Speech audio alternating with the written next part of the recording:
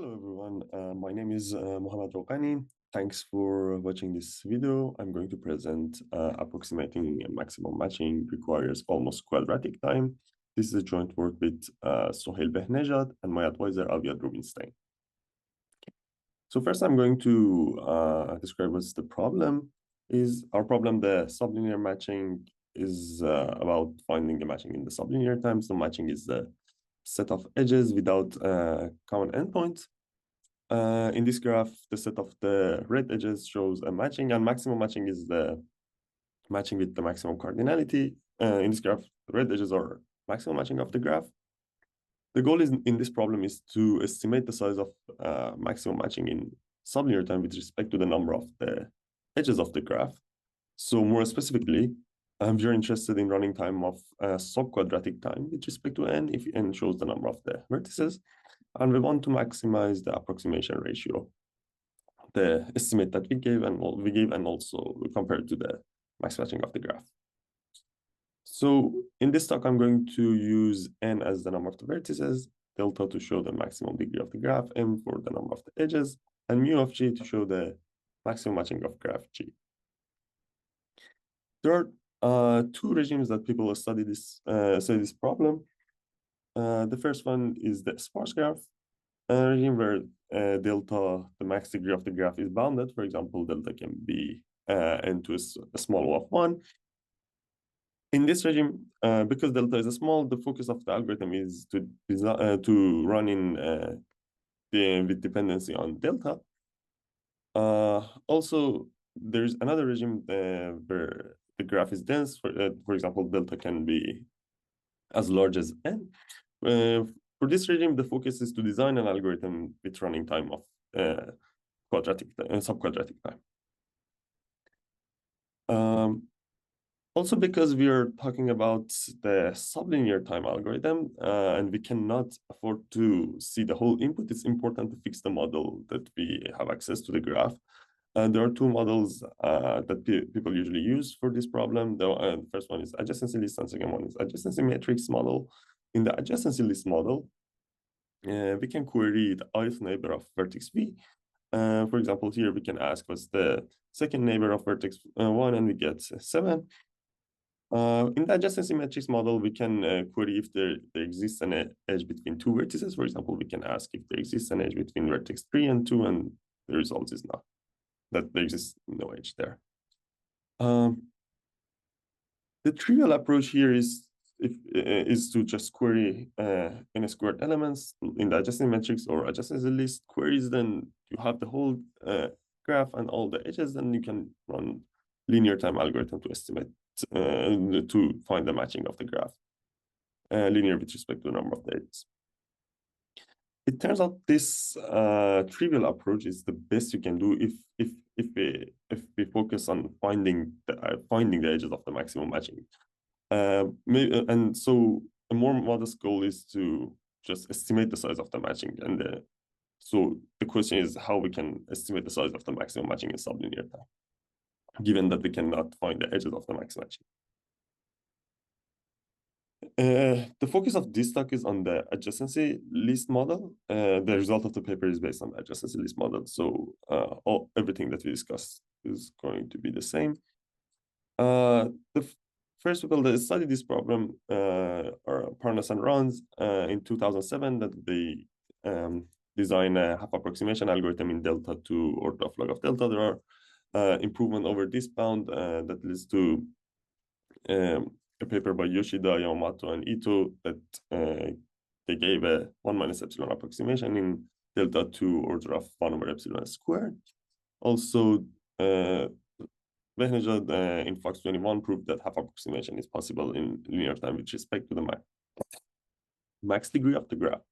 So if you focus all these, if you look at these results, all of them are in the sparse graph regime. And except the last one, if delta is large, then none of them is going to be sublinear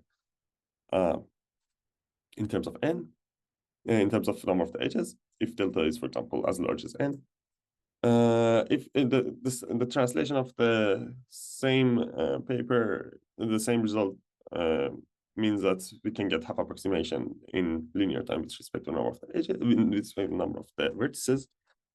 And also of the same paper, and with Amin, we proved that if you want to beat half approximation, it's possible in a slightly superlinear time with respect to the number of the vertices. But the Chaliakis and Sanurak proved that in a STOC23 that you can get 2/3 in slightly subquadratic time.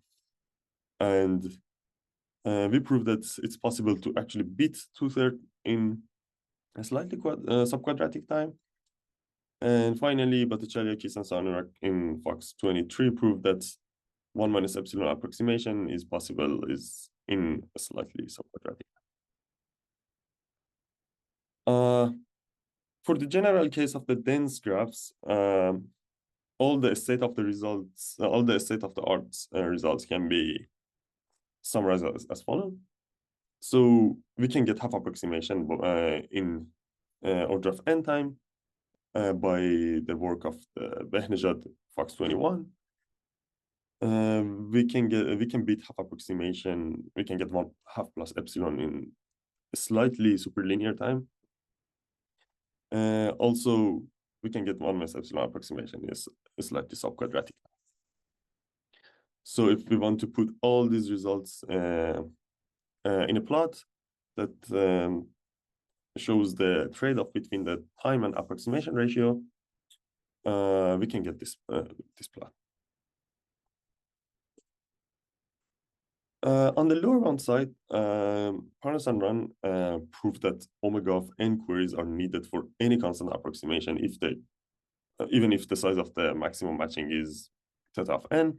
So this is a construction that Parnas and Run used to prove this lower bound.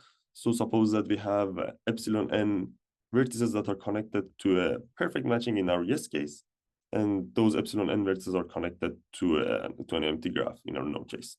So in order to see one of these edges, when we use adjacent least queries, we need omega of n adjacent least queries because there are epsilon n vertices that are connected to everything. And the maximum matching of one of these graphs is almost perfect match, and the other one is just close to epsilon. So you can make the epsilon as small as possible. So it's hard to distinguish between the yes case and no case in this case, and therefore omega of n queries are needed for any constant approximation. So if we put this lower bound in the plot, we can get this new plot. That's there exists no point below this line here. This was the best lower bound until very recently.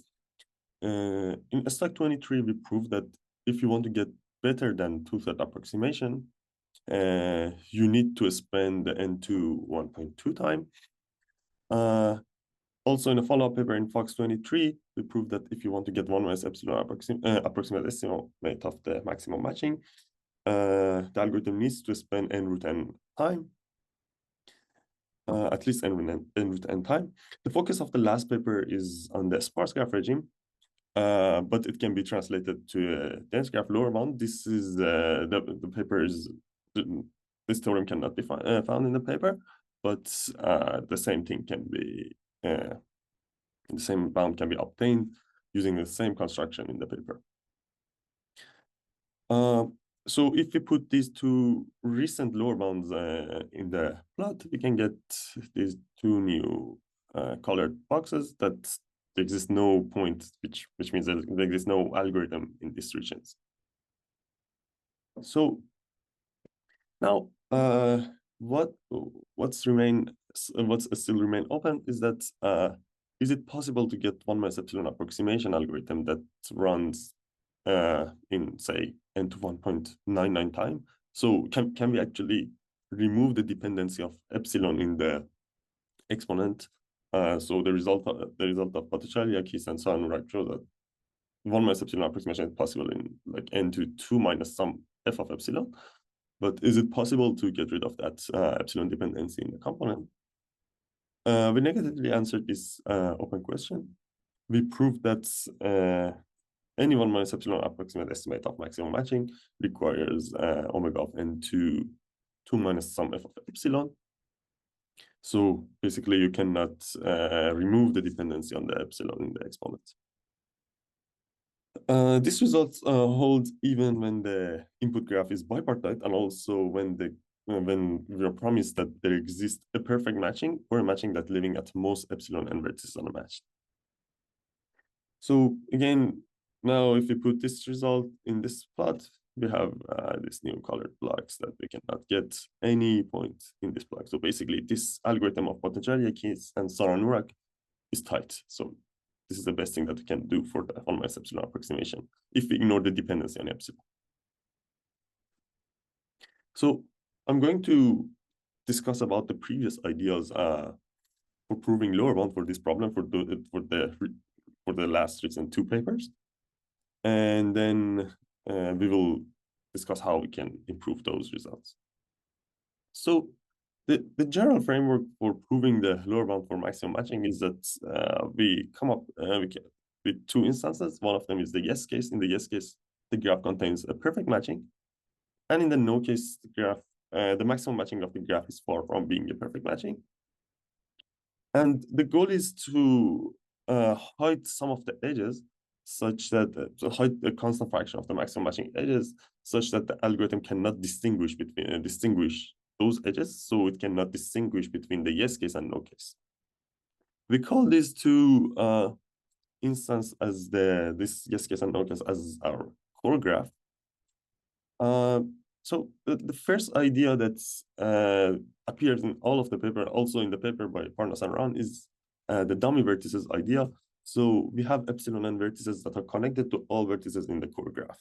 So here, if you have some construction that we want to prove hardness, we add epsilon n vertices. These epsilon n vertices are connected to everything inside the core graph. The intuition for having these dummy vertices is that they increase the maximum matching very slightly. However, they increase the cost of the adjacency list queries inside the core a lot. So for example, if the max degree in the core is D, then it costs omega of n over D queries to see an edge without any endpoints to dummy vertices. So for example, if D is constant or D is very small, then the algorithm needs to spend a lot of time to only see one query inside the core graph.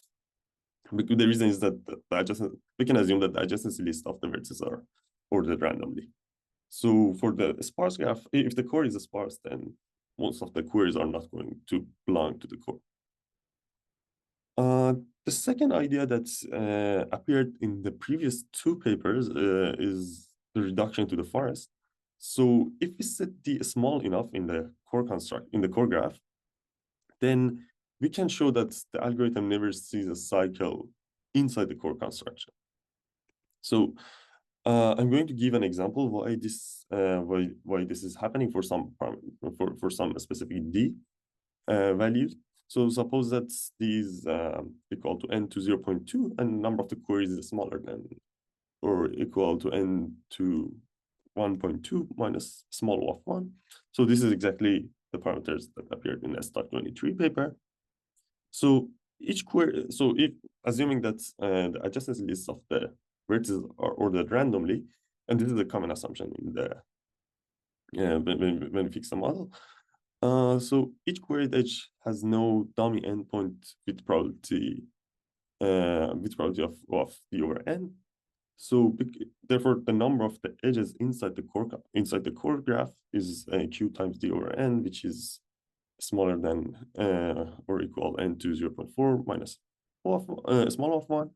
Then the number of the pair of the vertices with degree larger than 0 is just n to 0.4 times n to 0.4, which is like smaller than or equal n to 0.8. And the probability of having an edge between each pair is again d over n because the degree of max degree of the graph is d, and we assume that this core construction is somehow random. So the probability of having an edge between two pair of vertices within two vertices d over n. So if you multiply these two numbers, the pair of vertices with a degree larger than 0, and the probability of having an edge between those two vertices, then we get n2 small minus a small of 1, which is smaller than 1. So we expect to see no cycle in the construction. So here is just an example. If we set d small enough with some specific bound on the number of the queries, we expect to see no cycles in the core graph. So having this property that there exists no cycle, then it's easy to apply some of the techniques in the literature, like applying correlation decay for showing that some of the information are not useful for the algorithm. So if I want to wrap up the previous lower bounds, we add some dummy vertices to increase the cost of the adjacency list. And we set the max degree in the core small enough so that the algorithm only see a forest in the core. And then we are able to apply some techniques because the query graph is a tree. And we get the following two results: that beating 2/3 requires n to 1.2 time, and also getting 1 minus epsilon approximation requires n root n time. So for the rest of the talk, I'm going to focus on how we can go beyond this n root n lower bound and we prove a stronger lower bound for 1 minus epsilon approximation. So as we discussed, the previous lower bounds were based on the not seeing a cycle in the core graph. So we need to somehow handle this cycle discovery barrier. So even if the degree of the core graph is constant, it's still like 1 over n fraction of the edges are going to be inside the core graph. So the queried subgraph inside the core construction has at least root n edges if we have more than n root n queries. So by Bersey paradox argument, we can show that there exists a cycle in the queried subgraph of the core graph. So the reason is that, for example, suppose that we start to suppose that the core graph is somehow random, almost random graph, and so if you start from a vertex u and using a BFS, you create a component of size root n, and suppose that you start a BFS from another vertex v and create a component of size root n, and then after that, when you make a new queries from the leaves of those components, the queries are going to the two components are going to collide because the number of the vertices are root n, and by Bersey paradox we will see some cycles after that threshold. So no matter how sparse is the density of the core graph, we're going to see cycles. So we should have some techniques to address this situation. Also, this cycle discovery threshold may seem like a limitation of the existing lower bound, but there exists an algorithm for the construction of the Fox-23 paper that solved the construction using using order of n root n queries. So that construction fails. And also, this cycle discovery threshold is the correct bound for some other problems. For example, for bipartite testing, Goldrich and Lunn in 97 proved that omega of root n time is needed for bipartite testing using the same assumption that faster algorithm cannot discover any cycles. Later in 98, they proved that there exists an algorithm actually, and that runs in order of root n time for bipartite testing. So therefore, this is a correct threshold, correct barrier for some other problems.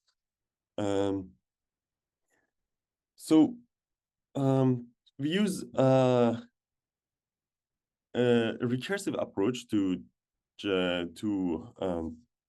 overcome this barrier. So this is a construction that appeared in the Fox-23 paper. It's not important how this construction looked like. So this is the yes case construction of the core, and also then in the no case, some of the edges in the middle are missing. So this construction is not important to remember. But we use a recursion to construct a new graph. So like suppose that this graph is our base construction. We construct g of L based on g of L minus 1 if the base graph is g0. You can see that we are recursing the same thing. Instead of the matching edges here, we use the graph of the previous construction. The number of the levels of this recursion is a large constant. And as we go up, the density of these regular graphs become larger and larger. And the only difference between the yes case and no case is the middle gadget of the base construction, that in the yes case, it contains these edges, and in the no case, it's missing the edges in the middle. If we go down from the highest level to the middle gadget until we reach the base level, then there exists a small difference between the yes case and no case. So in the previous papers, the construction tried to hide the maximum matching edges. But here, instead, we tried to camouflage those like inner subgraphs instead of hiding the maximum matching edges. So basically, in high level, we proved that we will find many cycles if we look at the highest level of the construction. But as the algorithm goes down, it loses advantage in discovering cycles. And the only difference between the two construction is the base construction, the base graph of the yes case and no case. So finally, in high level, in like very intuitive description, when we reach the base construction, we can prove that the algorithm cannot find any cycles in that induced subgraph of the base construction if we have a large enough number of the levels. I'm going to describe an instructive example on how this going down in the levels can be different. So consider these two scenarios. The first one, we have a component. The algorithm can create a component of size root n of the core graph using the BFS. So again, using the same first state paradox argument, we can show that the algorithm will see a cycle if it can grow a component of size root n. Now consider another version of the algorithm that can see root n edges, but instead of growing them using BFS, suppose that it sees root n random edges in the core graph. So then we expect to see all the edges to be we expect the edges to create small components, and therefore, because the components are going to be small, then we expect to see no cycles. So you can see that in both cases, the algorithm see root n edges, but in one of them it will find a cycle with high probability, and in the second one, it's not going to find any cycle with high probability. So for the highest level of the construction, the algorithm can create a single large component, but it's hard for the algorithm to know which of those edges, which of the edges belong to the one level below. So as it goes down the hierarchy, it gets harder and harder for the algorithm to create large components. And as a result, it gets more closer and closer to scenario 2, where the edges are random instead of one single large component. So as we go down and we reach the base level, the edges that the algorithm can see are almost random. It's not completely random, but are almost random, and the algorithm can create only a small component. And as a result, it's possible to show that there exists no cycle if we only focus on the base level of the construction. So we can apply the same techniques that we know from the literature to prove the desired bound. I'm going to conclude the talk by repeating the main result of the paper. So we proved that 1 minus epsilon approximate estimate of maximum matching requires omega of n to 2 minus f of epsilon. So basically, we cannot remove the dependency on epsilon in the exponent. And the result of Bhattacharya, Keys, and Sarnurak, the algorithm that appears in box 23, is tight. This result holds even when the input graph is bipartite, and also when it's promised to have a perfect matching or a matching that leaves at most epsilon and vertices unmatched. And this is the plot for the trade-off between the time and approximation ratio if you add this new result. And this point shows the tight algorithm for one-minus epsilon approximation if we ignore the dependency on epsilon. So there are two interesting open questions.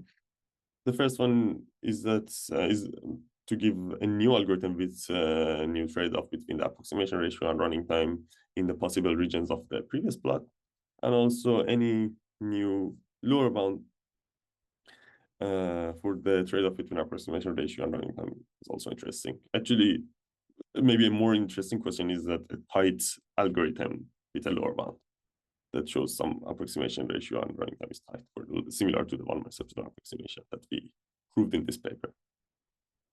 Thank you very much for listening to this talk.